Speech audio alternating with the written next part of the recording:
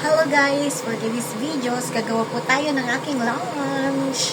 Dahil nag-crave po ako ng tortang talong. So, ito.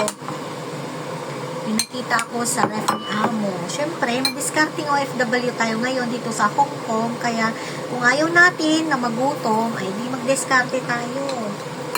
Yan. Tuwing namamalengke kasi ako guys, twice a week. Saktuhan lang. Talagang higpit yung talagang binabudget ko na din yung ko pag minsan talong, okra, at saka ang palaya, doon lang naman umiikot ang gulay ko kasi mura yun guys, mura.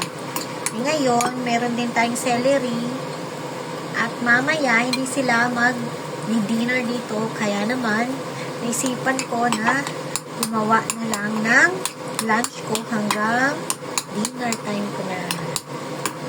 So, kinuha ko na rin yung old na gulay nila para hindi na sila mabulukan kasi bukas labas. May 1, Labor Day. It means holiday. So, may sardinas ako guys dito pero isisave ko to for bukas kasi hindi pa sila nagbigay ng sahod guys. Kaya medyo tiis-tiis lang muna tayo ngayon. Yan. So, ang paggawa ng torta guys, nilaga ko po siya. Dinudurog-durog ko na lang. Diba sa atin sa Pilipinas yung ihawin natin. So, ngayon pang madalian lang guys itong gagawin ko. Kaya, ako lang naman ang kakain. Kaya walang arti-arti na.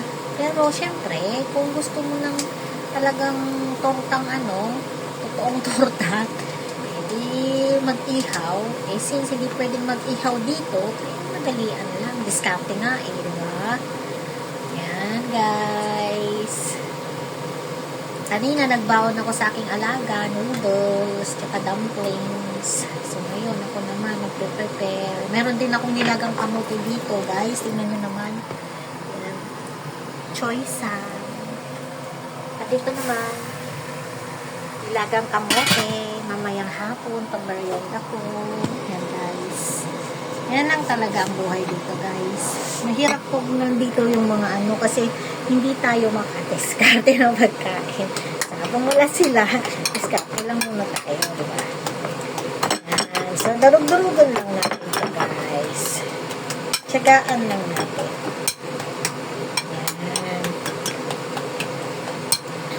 So, yun natin na, syempre, sponsored by Kitchen.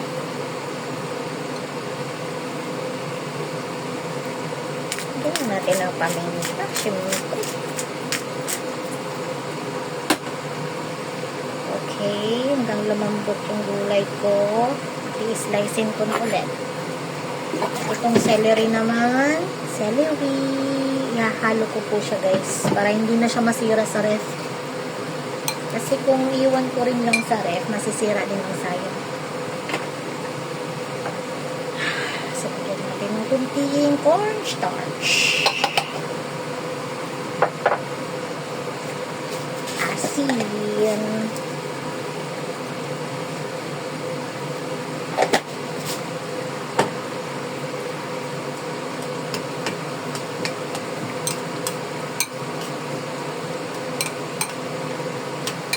ito pang bukas ko.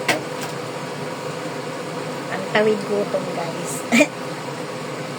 Guys, luto na ang aking choice siya.